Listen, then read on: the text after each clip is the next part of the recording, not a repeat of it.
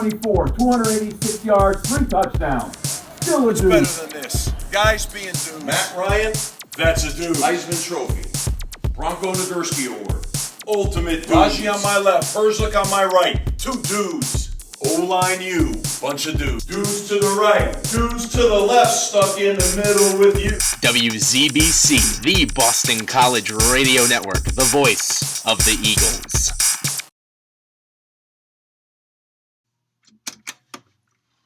Hello and welcome to Two Dudes Sports Show. I'm Quinn Kelly here with my partner TJ Hartnett for another edition tonight, Thursday night. And we're back at it again. A lot going on in the sports world right now. Leading into the Super Bowl, obviously we've got Deflategate. We got that to talk about. We got Marshawn Lynch's fines to talk about. A little college hockey, a little college basketball, and we'll get into it. So, how are you tonight, TJ? I'm doing fantastic. I'm ready to talk about something that's very controversial up in these neck of the woods. Deflategate, as you can see by my hat. I am a New York sports fan, so we may have dissenting opinions tonight, but talking it over, we may think the same on this. It's an interesting issue that we want to talk about, so I don't know if you want to give the people listening a little background on what's going on right now that happened this past Sunday against the Colts, if you want to give them just a little 1-minute summary. Of course. So, well, we obviously talked about the championship games last week. We made our picks. Both of our picks were both correct. I was wrong. I picked the Packers. That's right. You picked the Packers. I was looking pretty good, I won't lie. And then suddenly, yeah. I really thought the Packers were going to do it. And honestly, I would have been more afraid of the Packers. But after the game, after watching both sides, it's definitely that, like you said, that Seahawks secondary that Brady would definitely have more of a trouble with. But Eddie Lacy is a scary person. Aaron Rodgers is always someone that you can, I guess, be afraid of. But watching them get stopped, field goal after field goal is something that you don't usually see the Packers doing. So I think if the Seahawks could do that, I thought the Patriots could do it even better. And the Patriots offense is so much better that by the end of the game, I was definitely thinking you guys would rather see the Packers. So my initial diagnosis was off. And we can do a little bit of a review game on the 2 championship games. Obviously, in terms of the football world, it's being a little bit overshadowed right now with all of the Deflategate issues with the Patriots. But so to dive into that, the Patriots won 42-7 this weekend. 38-point drubbing of the Colts. It just wasn't a close. I mean, at the half, It was a close game. It was over. It was over from the part where Josh Cribbs dropped the punt. That's true. But actually, it was over. Yeah, it was a 10-point game at the half, which is is going to play into the Deflategate and makes the whole thing very interesting. But not a close game. The Patriots blew them out of the water. The report comes out Sunday night or Monday morning, somewhere in that time frame, I believe late Sunday night, that the Patriots had deflated footballs, that DeQuell Jackson had intercepted one of Brady's passes, and then he brought it over the sidelines and said, this is looking pretty, flimsy, flimsy, lower than it should be, which leads the NFL to launch an investigation. Mm-hmm. Investigation comes out, 11 out of the 12 Patriots football. So obviously you have 12 game balls that you have to get inspected before the game. All of the 12 footballs were inspected by the referees, were given the A-OK, they're good to go. But somehow 11 out of those 12 footballs were found to be deflated. At the half, the referees replaced all 12 balls. New balls were sent in, or they were reinflated, or whatever, so they were back up to code. And that's when the Patriots blew the Colts out of the water. It was 17-7 at the half, playing with these poor balls, watching Tom Brady throw 2 just terrible long balls, completely underthrown. And then you get to the half, and in the third quarter, the Pats post up a 21 spot, and it was their game from there. So that's basically your summary.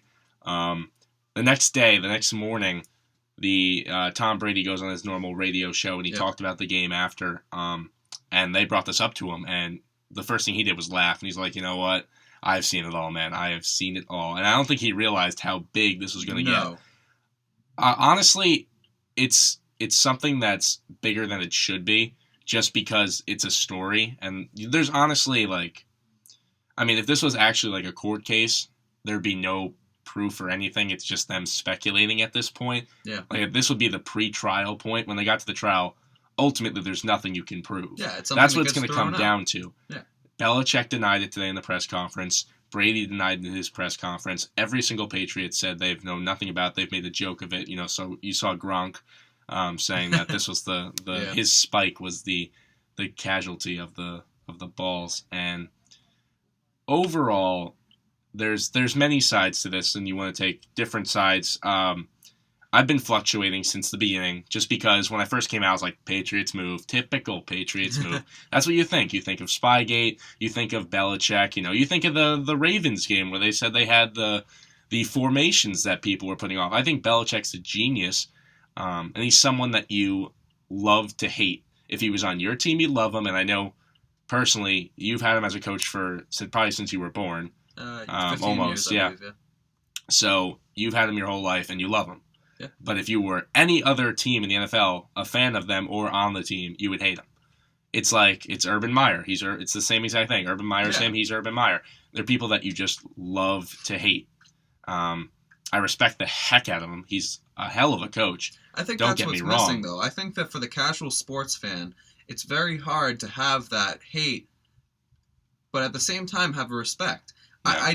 There's one thing. I have certain people who come up to me, and obviously this is new for me. I've grown up in Patriots territory. Sure. I'm still yeah, in you're Patriots territory. it's a little different now. But now there's a whole population that's anti-Patriots, and going to school with them, it's amazing because you get people trying to tell me like Tom Brady's not a good quarterback. Like statistically, You have he to is be- one of the greatest quarterbacks. You have to be level-headed on this. I just actually had, I don't know if they're listening, probably not, but the kids that live across the hall from me, giant Patriots fans, and I talked to them about it, and we were discussing the Tom Brady, Eli Manning dispute. And anybody with a level-headed... Eli. Right. Anybody with a level-headed mind would know that Tom Brady's better than Eli. Obviously. That's not a question, and I was not fighting for that. What I was saying was, in Super Bowl appearances, based on when they played each other, Eli was the better quarterback. That was my opinion. We looked at the stats. I think Brady had maybe 15 more yards in the first game and maybe one more TD. And then the second game, Manning blew him out of the water. So they were equally, I said, in those two games, Manning was as equal as Tom Brady. Overall, not even close. I know, believe me, over the past 3 years, Manning has not played his best ever since the last Super Bowl. He's really gone on the downward spiral. But for the many years, he was a solid quarterback for the Giants, and I'm not ashamed to say he's our quarterback right now. I mean, he's going to do good things. Is he a Tom Brady? No. Is he a Drew Brees? No. But he's not the only problem. We've had a depleted O-line. I can rant all day. But the whole point was how people who are just not I don't know how to put it. It's just they can't comprehend that how good of a quarterback Tom Brady is. He turns no names into all-stars, into Pro Bowlers, into some of the best wide receivers in the league. I mean, look at Gronk. Right. Gronk wasn't heavily targeted out of college that much. Look at Wes Welker. Look at Brandon LaFell. Look at Julian Edelman. Julian Edelman was a college quarterback. Everybody knows that after seeing him throw the pass last week. But, I mean... Danny Woodhead. Woodhead. Like, the biggest thing for me is, you look at...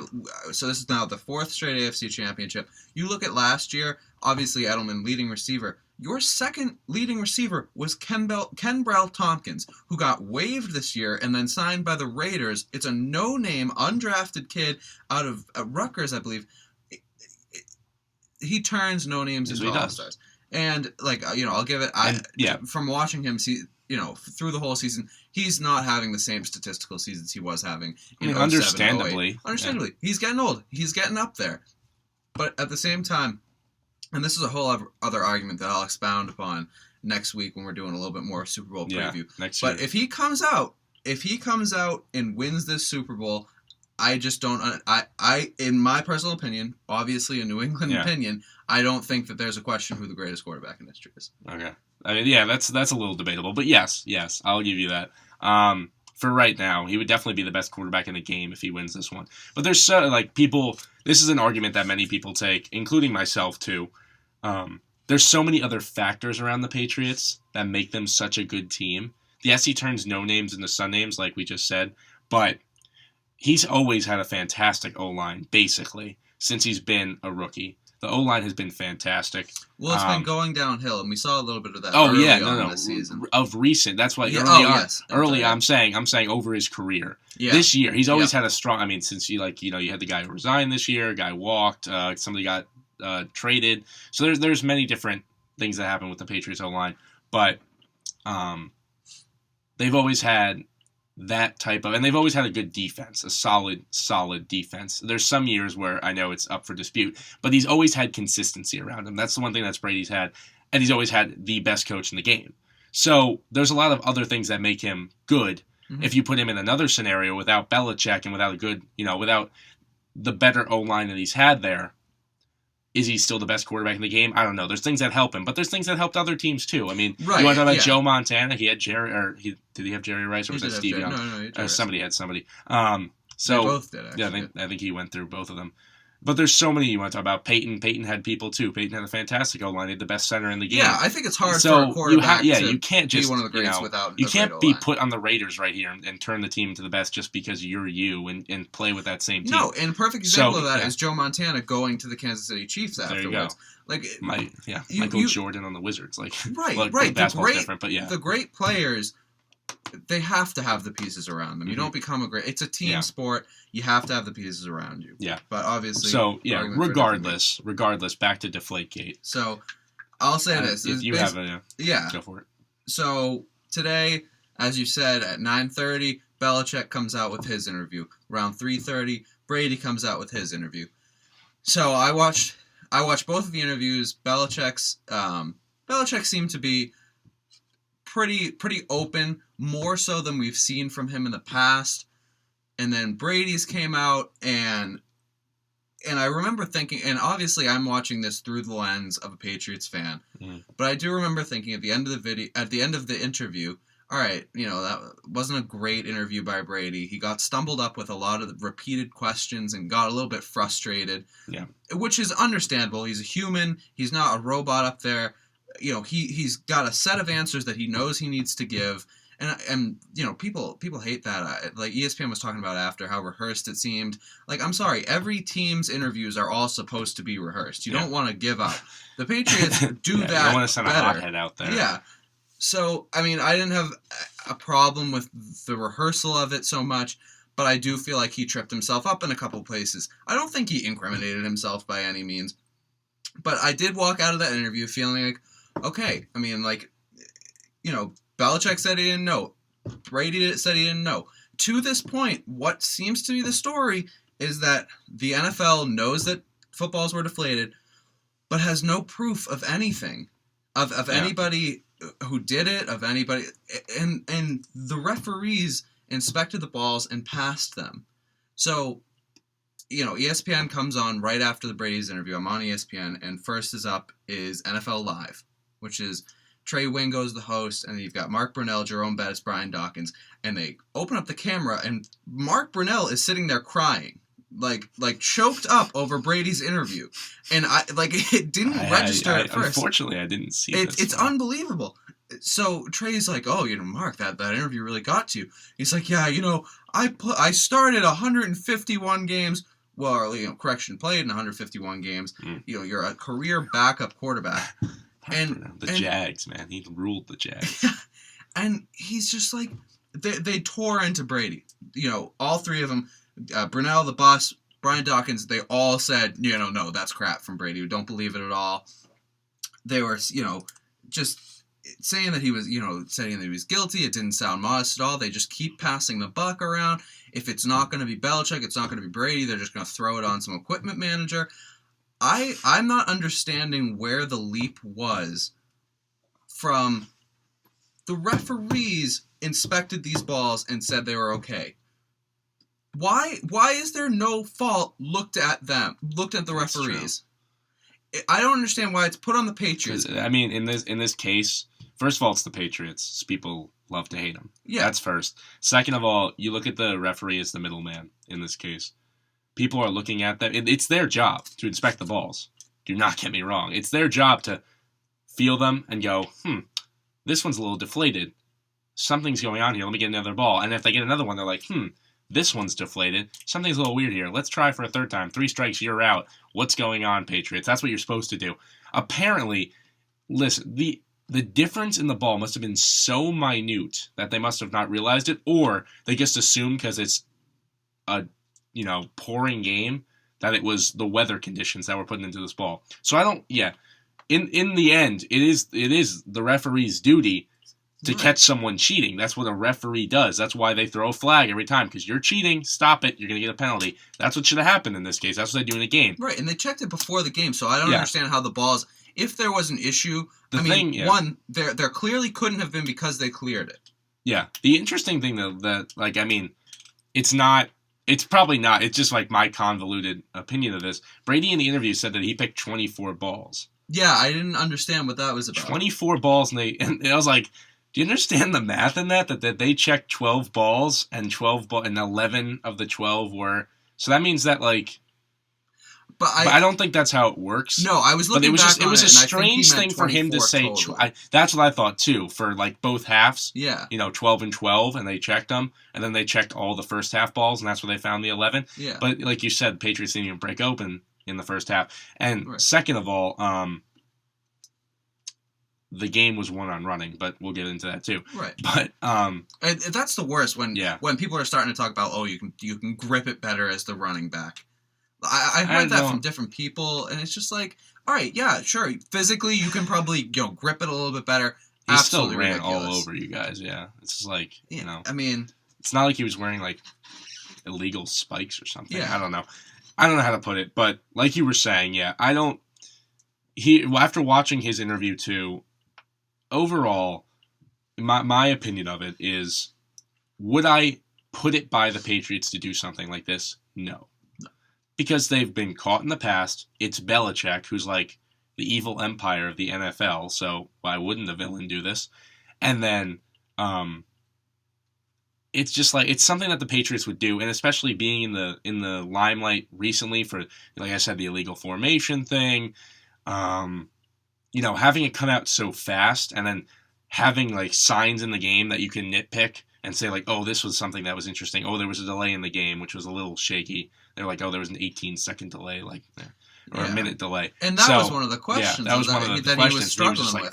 He's like, I don't know. I was in the huddle. It was like, he sounded like he didn't. The way I thought he was genuine in the fact that he said that he didn't do it. I mean, okay, all right. I'm glad to get that opinion because I didn't get that from the he was just he sounded like he was pissed off to be there. He was just like, listen, let me play the game. I'm a great quarterback. Not to sound conceited, but he was just like.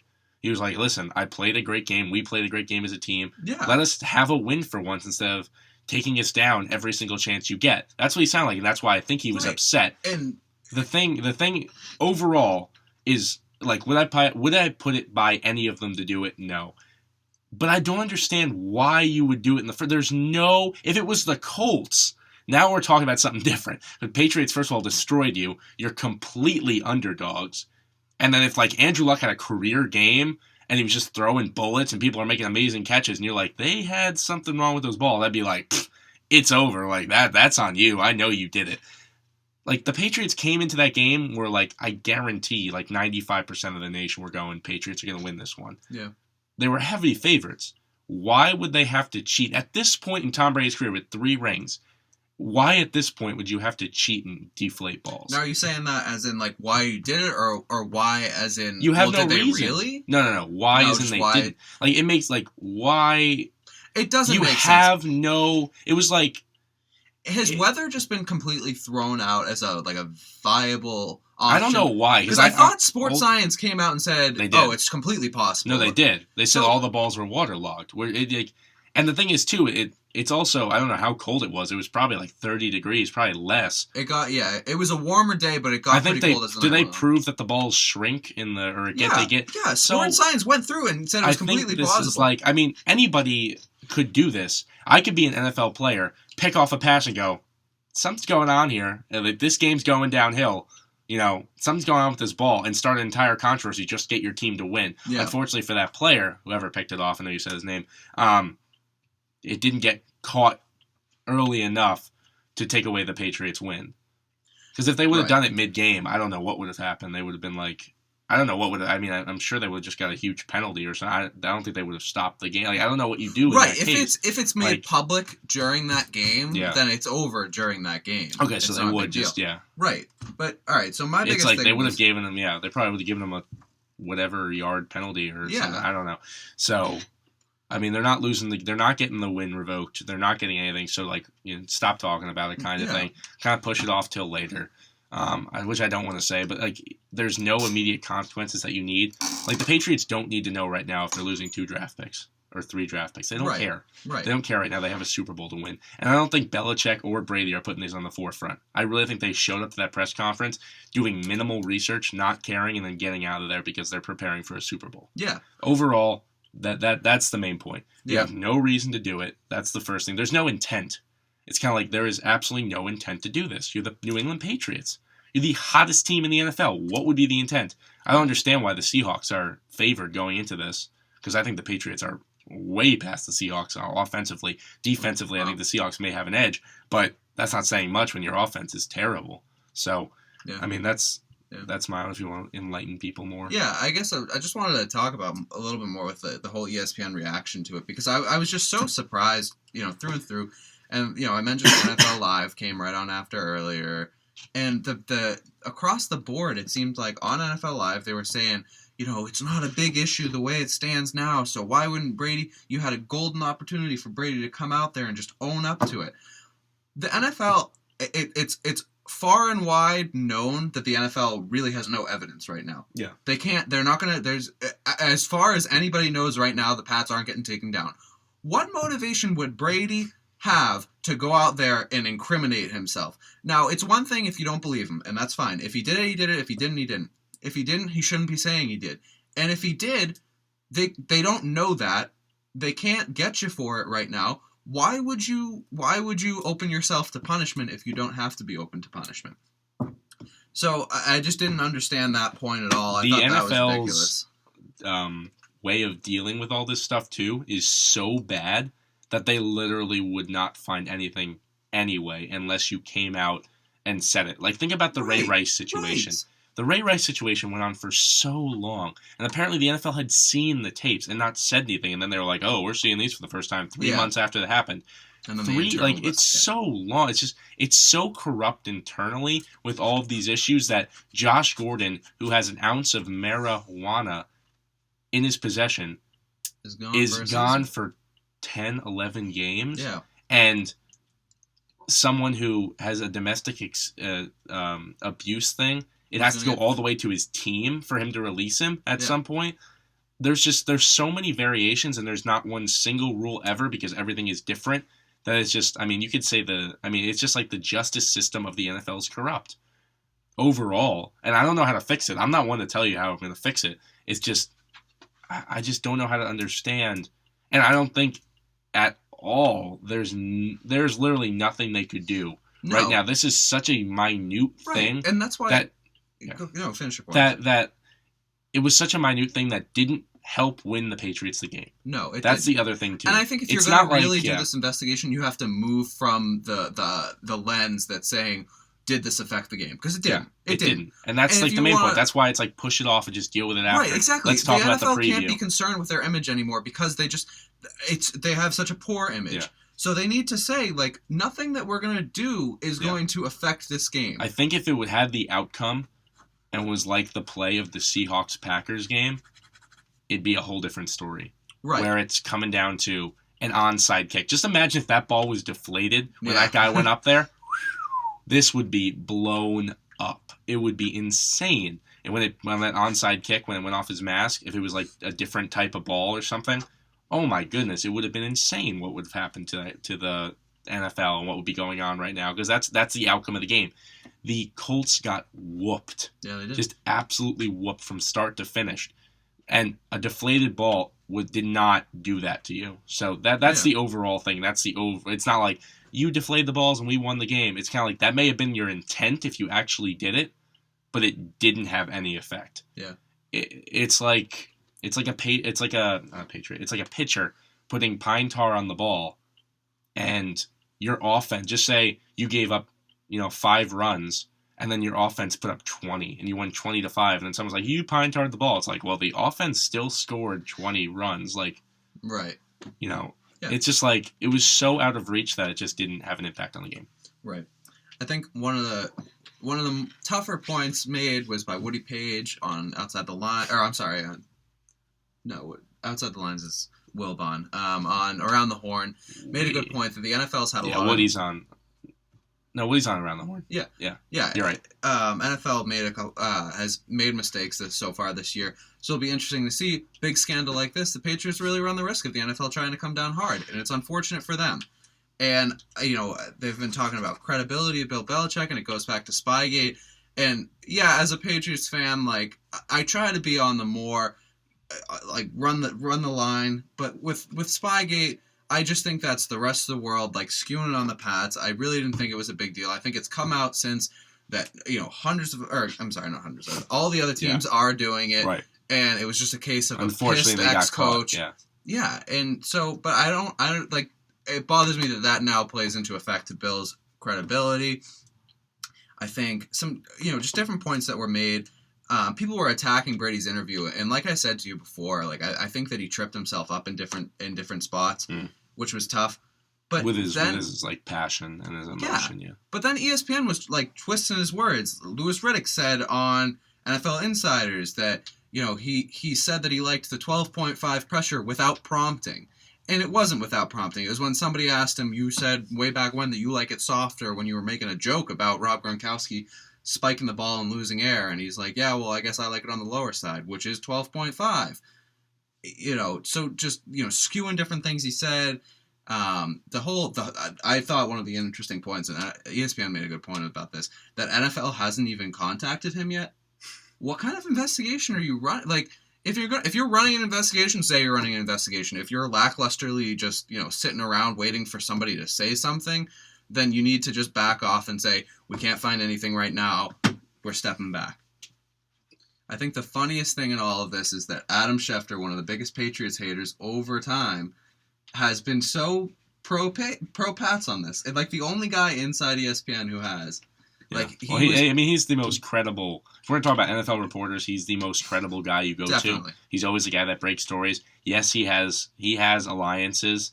I'll bring it out. I mean, my brother's one of the people that dislikes him at some points just because, obviously, my brother goes to Notre Dame, and Adam Schefter graduated from Michigan. So there's a little bit of a dissenting there. So you can see he always favors Michigan. He was big with the Harbaugh thing. He was always breaking Harbaugh's going to Michigan like 2 weeks before it was happening. So it was, he has his flaws with that, and I've seen he's done that with the Pats before. He's done that with many different issues before in the past. But like you said, yeah, he's been very, I don't know if you have specific examples, but I know he's been really quiet about it too. I mean, he's been a person who's like, not coming out and breaking things. He's more saying, listen, we're going to take the legal approach on this, and there's really no proof. Right. That's what he said. I mean, today he came out, he said there's no evidence of it. He also made the point, why, like, what is in it for the Pats to own up to this? Like, and then he finally said, he made the point that I have been wondering all week, where are the refs in this? Why is there no accountability on their end? True. And then you have just like some ridiculous points being made. Michael Wilbon saying earlier this week they should be out of the Super Bowl. Bill Plaschke saying today that Brady should be suspended for the Super Bowl if he was found out to be guilty. It's all over the place. And I'm sure not done well. If Brady did do it, he wasn't the only one who knew. No, that's of course not. Obvious. Of course not. I'm sure the entire team would know if Brady was doing something like that. Or a majority of the team at least, and the coach, judging that Belichick and Brady are in cahoots. So the way that they've come out and taken this completely opposite side approach of I don't know anything, which could be true. It could not be true. They're doing a good job of it regardless. I mean, nothing is going to be put on the Patriots going to affect them in the Super Bowl. The only thing that's affecting them right now is the fact that they're losing time. They're losing time in preparation. They're losing time worrying about something that they don't want to worry about. And that's the question that you really have to wonder. Are they worrying about this? Are they doing anything outside of like a half-hour prep before your interview? Yeah. They need to be smart in terms of tuning it all out. That's the right thing. now. I think they are. Yeah, I think they are too. the number. I don't think Brady, cares at all. gives, I don't think he gives another look to this situation. I don't think No. Belichick does either. You think Belichick does? No. And they're the only two that are in the limelight. Nobody else is in the limelight. Gronk's just making a joke out of it. He doesn't care. Yeah. So ultimately, nothing's going to come of it right now. If anything happens, you lose 2 draft picks, but I don't see any proof from it. So that's really the whole Right. I guess basis behind it. just a final point on the issue, I would say this. The NFL, as it stands now, I think the best option is just to step back from it. Just to say, we're done with this. Nothing's come out of it. The more you drag it on, The more you're losing without prep for getting the Super anything, Bowl. the more you're losing marketing for the Super Bowl, publicity for the Super Bowl. ESPN is wasting all their time talking about this. There's been no talk about the Super Bowl all week, aside from guys saying, oh, well, I wish we could be talking about the Super Bowl. If nothing new is coming out day to day, then stop talking about it. Move on to the Super Bowl. And the reason it shouldn't be a big deal, it doesn't affect the Super Bowl in the slightest. The NFL has pretty much said, we're not doing any type of penalty. We're not going to give them any type of penalty that would affect the Super Bowl. And it's not like it's like PEDs where, you could still be using them come the Super Bowl. Yeah.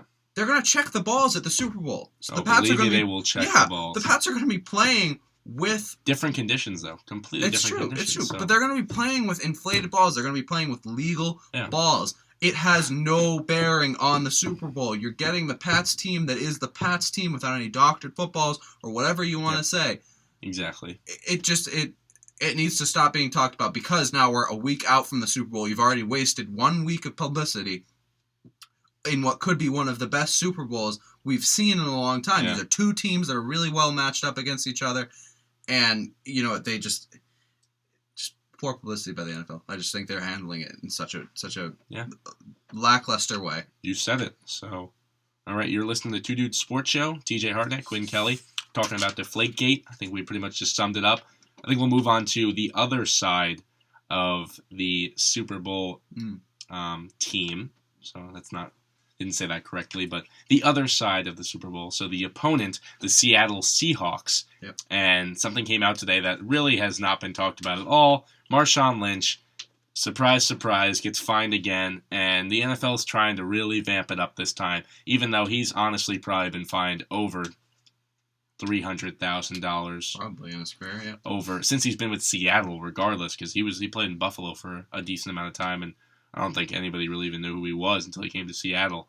Really made a name for himself recently over the past couple of years with his interview shenanigans and not talking to the media. Now... And of course his on-field play. It is on-field play. Oh, please. He runs over people and his Skittles. Right now, media, they're obviously not happy with him, with the way he responds to them. He doesn't give any talk, does not like the media, does not think he should talk to them. The NFL says you should talk to them. So he said, all right, I'll just say one word. So he says, thanks for asking, or maybe, or yeah. Regardless, in the win over the Packers, he did some things when he scored, certain gestures towards the Packers sidelines, even if it wasn't directed directly at them, it was, just because he's Marshawn Lynch. He scores a touchdown, walks from the 2-yard line to the touchdown, completely turns himself around and does a gesture in the nether region that is obviously not appropriate for anybody watching a game. Some people think it's hilarious. I mean, just shake it off, honestly. It's no big deal. I don't know why the NFL ever freaks out about celebrations. I love that stuff. Like, other people I know, like the older generation, hates that stuff. Just says, it's your job, get it done. It makes the game exciting. Like, I mean, it's no harm, no foul. Like, what do you think's going to happen from that? Someone's going to go over there and, tackle them and start beating them up, because then they'll just get thrown out of the game. Like, regardless, they're smarter than that in the NFL to a degree.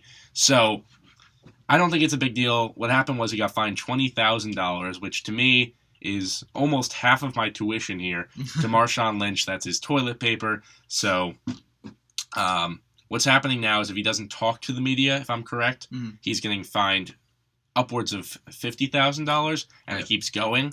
So it'll keep going higher and higher every time he doesn't talk to them, every time he does a gesture on the field. He also had a problem with his spikes. They said if he came out there with gold spikes, I don't know if you heard about this. Yeah, he had gold-plated shoes. They were like $1,100 shoes, just ridiculous. Probably shoe. Probably like $1,100. Yeah, probably, but they're painted with gold flake painting. just ridiculous. And then hours before the game, the NFL comes out and says, if you wear those on the field, you're going to have you fine. I think they would say, I think they said if he went on the field with them one time, they would give him a fine. If he walked on the second time, he'd be thrown out. Yeah. That's how serious they got with it. So I think the uniform things is interesting. I mean, Brandon Marshall got fined a few years back for wearing all orange cleats on a Bears that weren't part of uniform. Right. It's just that's ridiculous to me. I mean, like, I understand you want the uniformity of it, or the conformity of it. It's also something, though, that, like, I don't understand is, like, I mean, in that case, like, it's not like baseball, where baseball, if you're wearing an undershirt that's, like, you know, pure white, and you throw a pitch, it blends in with the ball. Like, what are orange cleats going to do that's going to distract you? You gonna be looking at them? I don't understand. Like, what? Honestly, you know what? Why no, can't you for look? Marshawn, it's smart. Like, if you're gonna distract them with gold cleats, well, you know, boo on them for being distracted. Like, it's unbelievable. People just freak out over the dumbest things. Really, the NFL, it blows my mind. It's everyone. It's gone through everyone. It's true. I mean, I get uniformity. I like that. Something that annoys me here is our basketball team do not wear the same shoes. Yeah. I think that's fantastic. And they're like, oh, it's for comfort and stuff. And I'm like, okay. I don't think that's how that works. You should just all wear uniform shoes because you pick a shoe at the beginning of the year, and I think it looks awesome. You wear the same uniforms. You wear the same shoes. It'd be awesome. I hate that. And it's not like they're wearing flashy, it's like, you know, neon stuff. It just makes no sense. But for football, I mean, if you want to wear, I mean, if Brandon Marshall goes out there playing for the Bears and wears neon green cleats, the NFL's not going to allow it. If he wears bright orange ones, I, for one, don't care. Right, Why if not? It's still in your team colors, as long as it's your team not? Colors, I think it's fine. I think if you want to go out there and, you know, and I think, obviously, pink for as long as it's for a cause, then I'm okay with it. I mean, but you don't want people. You can't wear pink outside of Breast Cancer Month. I know. You can. You can't. No, yeah, you can. Yeah. It's Alshon Jeffrey did it. That's right. Yeah. Yeah. But I mean, yeah. So on the Marshawn Lynch issue, it's a fine that harkens back to the dawning of the beast with that run against the Saints a few years back in the playoffs when they upset the Saints. He just threw like 10 people off him in one run, and then he, you know, made the crotch-grabbing motion as he dove into the end zone. He did it earlier. Yeah, he did it earlier. That's honestly where it all began. It is. I mean, that's where his career took off. He did it earlier this season against Arizona. Got fined $11,000. Did it on Sunday against the Packers. $20,000 fine this time. Over the past 2 seasons, at the end, or in total maybe, he's been fined $50,000 both seasons. The NFL came out and said that for each interview that he missed this week, he would be fined more than $50,000 in an ascending fine that each interview he missed, he would be fined even more. And yeah, it might be chump change to him, but honestly, it's just, I think it's absolutely ridiculous. And I think this is I don't know if it's a little known reason or people just don't want to pay attention to this, but first off, I don't think very many people outside of the NFL are anti what he's doing. I don't think anybody really cares all that much. It's his prerogative if he wants to get interviewed. I don't understand why they insist upon interviewing him when they know they're going to get nothing out of him. Yeah, I mean, from it's his more point of of view, publicity thing. Yeah, from his point of view, he's doing it because he doesn't think he's intelligent enough to do these interviews. He's come out and said, "Look, I come from Oakland. I don't have as much language skills as I'd like." Yeah. I don't want to... You're putting him in an uncomfortable position. I don't want to sit out there and start sounding stupid and give wrong answers and give you something to, make fun of me about or speculate about. Exactly. So, don't make him do that. It's a comfort issue. You're putting your players at a discomfort. You're a players' league. Especially with journalists. I mean, these journalists that are at the NFL level are coming from very, very good, or at the least, decent educational backgrounds. Very good, though. Mm-hmm. Very good educational backgrounds. And they know how to talk. They know how to speak. They know how to twist words. Yeah, they know how to manipulate you to get you to say something incriminating. Ultimately, I would understand where he would feel uncomfortable, and he wouldn't want to do that. I get why you have to talk to the media. I get that. It's an industry within itself. The media is what keeps you alive. That's why the NFL wants him to talk. That's why the NFL says week to week, you are, probably top 3 running back in the game right now. And the media wants to hear what you have to say. So go and talk to them. And he's like, I don't want to talk to them. And they're like, all right, well, you're not getting paid then. We're going to take away a certain amount of money. And he just says, I don't feel comfortable talking to them. It's like, well, then, they're the ones bringing in our money. They're the ones that are ultimately paying you through getting people to go to the games and coming up with stories and everything. But I can understand it. So there's 2 different sides to it. I get why the NFL wants him to do it, but they're also, for the NFL per se, him not doing what he's doing now on these stunts are actually making him more popular and making more people want to go see him. So they're actually, I don't even understand why they're pestering him so much. He's actually helping them a lot. Yeah. If he had a normal interview, I could care less about a normal media interview. Him going out there and saying one-word things, that's an interview I want to watch. Right, so, exactly. It's true. It's funny. The only argument I can think of or, see as being viable for the NFL is that they don't want one player making himself out to be bigger than the league.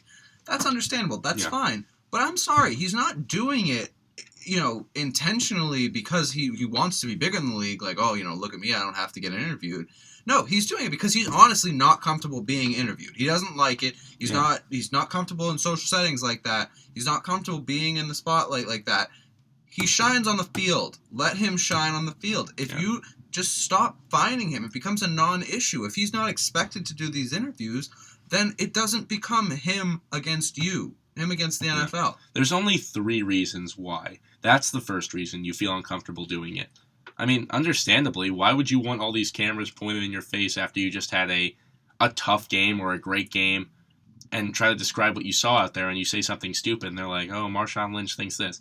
That's the first. The second is you're upset with your team. That's why you wouldn't talk. I've seen that happen. Who was it? Mike Wallace this year had someone talk for him. He would just nod his head and tell him what to say, or he'd give one-word responses. Same thing, because he was upset with his team pulling him out of the game, or something along those lines. If you're upset with the coach, you're upset with the upstairs, that's why you do that, and then you end up getting fined by your team. Yeah. And then the third would be that you're upset with the NFL, which ultimately would stem from you being upset with your team. So, there's really only 2 reasons why you'd be genuinely upset or just uncomfortable. So there's no reason why people don't talk to the media. I think he's obviously the first, but I think it's now developing into the third. As we've seen different things, Richard Sherman and Doug Baldwin. Russell Westbrook did it in the NBA too. Well, that just came out horrible. Yeah, that wasn't funny. It wasn't funny. Russell Westbrook did it, and then he's just like, I just don't like you guys. I don't want to be interviewed. I don't like you. He genuinely said he hates the media. Just an arrogant thing to do. And it's like it belittles what Marshawn Lynch is doing. But the media is the one that made him who he is, so why are you... your play on the court did that too, but also, your figure, where you come from, who you play with, how you've taken over games, that's all developed through the media. Yeah. And the association, so it's 50% the media's reason why you're famous. So. Right. And there's no reason to start doing that. Marshawn Lynch has never been any other way. Yeah. Like, he's always said, I'm not comfortable getting interviewed. I don't want to do it. He shouldn't have to do it. Russell Westbrook, what was that little stand you were trying to take? You just came off looking petty and immature. That's someone that I just do not like. I've never had an issue with him, but I just saw that interview and I was like, that's just despicable. I think he's one of the most overrated players in the NBA, in my opinion. Really? Yeah. He's one person that I think Richard Sherman's overrated also.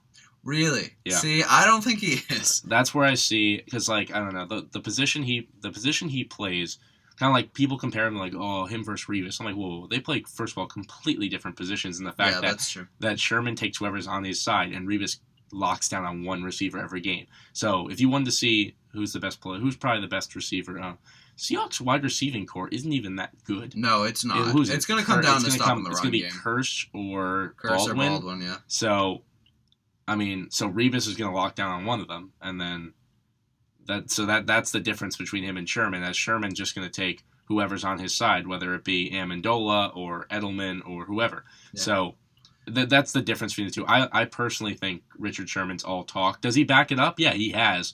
But is he I love him. Don't get me wrong. I just think he's overrated. Interesting. I think a lot of his hype is blown out of proportion, but I don't think he's overrated. I think it's hard to. I think you have to, I think he is an incredible player. His numbers speak for himself. I think to have in the 4-year span, he has more interceptions than anybody in the league. He had 8 2 years in a row. Obviously, 4 this year, but he's got 2 so far in the playoff. As you get better and better, it's harder and harder to get interceptions because people just aren't throwing to you. It's true. I was very impressed with. He came out and played down an arm for most of that game after he got his arm caught between. I think he's definitely had his games. Yeah, and also like the league that he's grown up in, the NFC West has been up until this year. I mean, the Cardinals have never been a team that I don't know what year they went with Kurt Warner, but he was not on the Seahawks yet. And then the 1 year with the 49ers. So they have never been a particularly strong league. I mean, up until this year. So I feel like you could dominate easily if you put them in a different division. But then you could say the same for the AFC East, technically. No offense to Rear, but I mean, it's completely honest. So I think it's the division that you grow up, the team that you play with, the quarterbacks that you face, because, I mean, it's pretty easy to pick off the Rams. And it's true. It's so there are other factors to it, and he's a fantastic player. I'm not saying he's not. No. I'd probably put him in the top 5, but when I say overrated, it's the same thing with Russell Westbrook. Russell Westbrook's a top, don't want to say top 5, I'll say top 7 point guard, guarantee. But I say overrated in the fact that, like, people who put him like he's God, like that type of thing. Yeah. That's where I say overrated. I think, like, same thing with, like, Derek Jeter. Derek Jeter was overrated so much this year. He played like garbage. Did he deserve the All-Star game? Absolutely. I'll stand by that because it was his last year. Other people think that's garbage, but, I mean, come on. He was one of the best players in the MLB. His stats may not back that up at some points, but, I mean, I may be biased too, but... Did you? I mean, this is going way back. I forget who did it, but maybe it was Bill Simmons. Did you see the giant rant on... Oh, Olbermann? Olbermann, yeah. Keith Olbermann. Oh, my God. I did watch it. I have agreed with Olbermann on things, and I have disagreed so much. That was one that I fully disagreed on. Really? The other night, he went on a rant on Penn State, just about how he just destroyed Joe Pa and putting the wins back and just saying how disgraceful that place is. And after losing them in the Pinstripe Bowl, I agreed. But after actually watching that, there was like barely any rationale in that. It was all just based on emotion and just his opinions, not like, I mean... There's like that's another story I don't want to get into. Really, I don't want to. But he is just his rationale behind things just does not make sense. And him like bringing out all these stats, like where are the positive stats on Jeter? Because believe me, there are a lot. Jeter is a fantastic player. I thought that was funny. Like there's no denying he's a good player. I mean, he wouldn't be regarded so highly if all that was. But he covered the stats pretty well. Yeah, he did, and Jeter did win all his World Series when he was young. On fantastic teams. Like, he wasn't the reason why they won. I get that. But ultimately, if you want to bring, like, I mean, like, for example, Tom Brady wasn't the reason why you guys won the dynasty. He wasn't the sole reason at all. No. I think he was just as big of a player as Jeter in some of those games. In the 3, Jeter playing in the 4, winning 4 World Series, and then losing the next 2. It's the same thing as Brady winning 3 and then losing the next 2. It's kind of like, I don't know, if they both risen to prominence, I feel like they both haven't, like, I feel like they're kind of like the same parallels. I don't know. But, yeah, there's differences between a shortstop and a quarterback. I get that. But, and baseball's a lot more of a team sport than in the fact that you're a shortstop versus a quarterback. But I think Jeter is regarded just because he's one of those people that's been in the moment too. The plays that he's made. Yeah. That's why he's regarded as such. Is he one of the best Yankees of all time? Yes. Is he as highly ranked as so many of the other older Yankees? No. There's some things that he passed Lou Gehrig. It was like Lou Gehrig literally just like walked off the field because he knew he was, he had ALS and stuff. Just like insane, like what he could have done if he didn't have that terrible disease. So there's so many different things. Same thing with Babe Ruth. There's so many different things, and they played in a completely different era. Yeah. So, and for someone to stay clean throughout PEDs like Jeter did. That's impressive enough as it is, yeah. And play with this organization, yeah. So that was something, Olbermann did. So I don't even know why we got into that conversation, but I don't know. Whatever it was, we got into something. Apologies. But no, we were talking about Olbermann, who led up. I don't even know. I don't know how we got there. Probably just we were talking about the media's interpretation of things, but whatever it was. Yeah, so that... Whatever that was, now we got there. There's your answer. Well, I mean, we're running low on time, so I think, if you're okay, might as well just stick with NFL for now. Yeah, that's fine. Yeah, All right, we're so going to talk about I'd be hockey interested. Yeah. and basketball. I mean, I'll literally give you a 1-minute recap of hockey and basketball. Go for it. Our hockey team, I think for all the haters out there, They're hot as of late. yes, they are hot as of late. They should not have lost to Maine the other night. Huge win over Merrimack. Huge win over BU. They were on like a 5-game win streak before that, so I think they've been playing well. The thing is, yes, they came in preseason number 5. They've dropped all the way to 18th. They're super young. Yes, they're a super young team with so much talent. You know, Demko's only a sophomore. You have Tuck, you have Hannafin, you have Fitzgerald. They're all underclassmen. Give them time. Do not freak out. Support them. It'll be interesting to I see hope they who's make still the here tournament. next year, though. That will be interesting. There's good potential for Hannafin to be gone, for Tuck to be I gone. honestly don't think they would, just because it's like, why? I don't understand why you would, but ultimately, do not give up on that team. I hope they make the tournament. I think they're gonna have good luck I think they're gonna make the championship in the Bean Pot. I don't see how you can't beat Northeastern. The other two teams, a 1-3 or a 2-3, Harvard and BU. You know, they've definitely owned Boston, so can't knock them for that. But there's your hockey, so don't give up on them. They're 18th. They're gonna be all right. And then basketball. Give up on them. I love basketball. Basketball is probably my favorite sport here. Football too, but back-to-back, like being courtside, watching those games. Basketball they can't close. That's our problem. We have so much potential, but it's a different thing every game. From foul shots to rebounding to, Virginia, the story was rebounding, and our 5th-year seniors didn't show up, Brown and Dimitri Batten. So there's nothing I can really do there. You know, it's a different thing every game. It's free throws one game. It's rebounding the next. It's horrendous three-point shooting the next. It's turnovers the next. We can never close games. We should have beaten Pitt in OT. We definitely could have kept Virginia a lot closer. We have Georgia Tech coming up next. That's where I'll leave it right now. We have not won a game in the ACC. Georgia Tech has not won a game in the ACC. And we've played, every single team we've played thus far is on the top half of the ACC. So don't write off basketball. I mean, they're not turning down. No, they're not. They're not going to go to the tournament. We get that. They have potential to a degree. So I think they could do big. I think they could be a spoiler team this year. They're better than they were last year already with the wins. ACC wise, we'll see. They're 0-5 right now. It's a shame, but if we get a win over Georgia Tech, there's at least a starting point. So if we go out there and we lose that game, then yeah, you can write them off. Still show up to the games because we're playing some awesome teams and maybe we'll upset someone. But win Georgia Tech, maybe we've got something cooking. So back to the NFL. Yeah, all right. Well, I said I'd get into this next week, so I'll save a lot of it for next week. But I'd just be interested to see who are your top 5 NFL quarterbacks. Not playing currently, but in history. Oh, overall? Overall. Oh, man, I got to do research. I'll do research, but right now, if I had to go off the top of my head, who would you be number 1? Would you think right now? All-time number 1. Yeah. You could go all the way back, and you could say, you have people of the likes of Bart Starr, you have people of the likes of, Staubach. You could go all the way back there if you wanted to. It's tough because the game's evolved so much to really rank, and I really have to do research just based on stats, but stats have inflated, it's different. If I in no particular order, I would have Montana in the top 5. I'd probably have, I don't know if I want to put Brett Favre in there yet, but he's up there. If Brady wins this one, I think he gets in there. He gets in there, so he needs He's top this 10 one right now. I don't know. To get into top 5. I don't know. I don't know. I don't want to say that, but right now I feel like I don't know. Who else? See, I want to put Peyton, but you have stats to negate that. He's still a fantastic quarterback. So maybe Peyton. So that's 3. I had this argument with a friend who's a big Broncos fan because of Peyton. She's a big Peyton fan. Yeah. Broncos fan. She was a Colts fan earlier. Now she's a Broncos fan. She's a LeBron fan. Yeah, there you go. Yeah.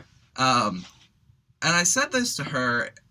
I don't, as a Patriots fan, I don't like Peyton Manning, but I think he's a good quarterback. I think he's probably the greatest statistical quarterback. Yeah. But I think when it comes down to it, he can't win. He doesn't win. He's got one Super Bowl. There are tons of examples of that. throughout not just NFL. I'm talking about overall. Of course. If you want to talk about, I mean, I can't. I mean, LeBron really, until a couple of years ago. Yeah, honestly, I mean, naming people off the top of my head, I really don't know if I can. But I mean, there's tons of examples once I figure it out. I definitely can bring them back next week. But there's tons of people in the Hall of Fame that didn't even sniff the ring or sniff a playoffs. Right. But I think that's such an important stat for quarterbacks, and Peyton has just proved that. And it's not only that he doesn't win, he doesn't perform in big games. You know, he's seen a couple of the AFC Championship games where he came into New England. It was poor weather conditions, and he just didn't perform. I think he's unquestionably in my eyes the greatest regular season quarterback there is. Yeah, that's why I would put him in the top 5 just because of statistics. But I hesitated because of the ring category. At least he won one. I mean, if he hadn't won one, then it wouldn't make sense. But for example, I just thought Cal Ripken. Did Cal Ripken ever win one? I think Cal Ripken won one. I think he won one. He had for the longest time, the longest. Does he still have the longest play streak? Yeah, the longest. He still does. Yeah, played. That's something that's probably never going to be even touched. Yeah. So that's something that's just amazing. And he played on.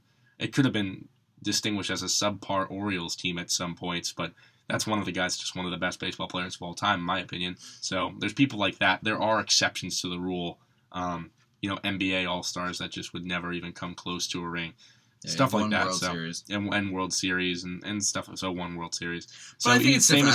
I think it's unique in football. I mean, it's because you're the leader of the team, so you're basically every time you get there, and it's unique. You're the reason football. why they won. Yeah, because I don't think when you rate your greatest running backs, I don't think you look at necessarily Super Bowl. Yeah, no, I agree with that. That's and then based with baseball, it's such more team sport, and there's just so many more teams and so many. It's like greats. you could hit a home run every single time you're up at bat, but your team could still tank because nobody else can hit. So, So that's 3 right now. I mean, I could put Brady in there. I know you want me to. Right now, I'm trying to think of 2 more. I don't need you to. I want to put 2 ahead of him. But I don't think. Honestly, I have to look back. But he's in my top 10. Believe me. Growing up with him, I mean, right now in the game, if you want to talk about current, based on the past, what would be probably 5 seasons would be a good sample pool of best quarterbacks. I would put Aaron Rodgers number 1. I would put Aaron Rodgers number 1. And then I would probably put Brady 2. Past seasons. And then I would probably work with Manning and Breeze. I mean, Breeze just had a really, really poor season this year. I think this season it was again, Aaron Rodgers had the best season of anybody. Oh, yeah. He was hurt and still playing. Yeah, so did Peyton, but yeah. Well, but Breeze is one of those guys, too, that, he's been on some teams that are just atrocious. And it makes no sense, but he's, breaking every statistical category in the world. It's also because the teams he's usually on don't have a running game. So, look at New Orleans, Mark Ingram. I know you just made the Pro Bowl, but honestly, you're not even in the top 10. 15 maybe. Speaking of terrible Pro Bowl makes, Andy Dalton. What are you doing if you want to talk in the somebody Pro who's Bowl? A good regular season, a decent, minimally good regular season quarterback who tanks in the playoffs, Andy Dalton. You know why he's a good quarterback? Because A.J. Green. Yeah. It was something in the 4 games in his career that A.J. Green has not played, he had 3 touchdowns and 6 interceptions. Mm-hmm. And it's A.J. Green, that's it. And he was run of the mill in every category. Yeah. Just low. Who would you rank your top 5? In the game right now or ever? Ever. I have to do some research because I kind of want to come back to this next week. But. I think that's a good point to go off of next week, and I'll give you my rundown of why, if he wins the Super Bowl, Tom Brady is the greatest quarterback. But I think in my top 5, I have Brady, Manning. I have Montana. Montana. Yeah, I think Montana's undoubtable. I think Johnny Unitas is in there, and that's obviously that's a throwback, and it's a totally different game. That's the star. That's the old Unitas. But I always grew up I remember as a kid, I always grew up Joe Montana's the greatest winner, but Johnny Unitas is probably the greatest quarterback. So I've it's always a different game too. The older guys, game. You don't understand, man. How I think the older guys are just insane. How good they were to literally single-handedly dominate a game. Yeah, but it's just a lot less passing. You know? It was a lot different. Yeah, I mean today the game's evolved so much to more of a running option game, which Yeah, it's just the game's changing from what it used to be, I guess. Yeah. So, but yeah, at the 5 spot, the 5 spot I'd have a little bit of trouble with, and like you said, I'd have to do a little more research on it. But I could see Elway maybe taking the 5 spot, Dan Marino possibly, and his name is escaping me right now for whatever reason. Old Steelers quarterback, Terry Bradshaw. Yeah, Terry Bradshaw. Like I think they'd all be in the running there, but like all guys who have won. Yeah. Yeah, I think that is a key determinant for a quarterback to be considered one of the greats. Yeah. All right. Yeah, we've hit our hour mark. Thank you for listening. We'll definitely be back. We have a full, comprehensive Super Bowl preview next week. I'm sure I'll be taking the part of the NFC, and he'll be taking part of the AFC. We'll give you unbiased previews of the Super Bowl and our picks coming up. You'd be surprised. I'm nervous as all hell. I do not like our chances. So we'll definitely talk about that more next week. We'll break down every single stat of the game in an hour that we can possibly do. So if you want to hear that, definitely tune in next week. Thank you for joining us. That's Two Dudes Sports Show. I'm TJ Hartnett. And I'm Quinn Kelly. Thanks for joining us. Matt Ryan, 21 of 24, 286 yards, 3 touchdowns. Still a dude. Better than this. Guys being dudes. Matt Ryan, that's a dude. Heisman Trophy. Bronco Nagurski Award. Ultimate Raji on my left, Herzlich on my right. 2 dudes. O-line you, bunch of dudes. Dudes to the right, dudes to the left, stuck in the middle with you. WZBC, the Boston College Radio Network, the voice of the Eagles.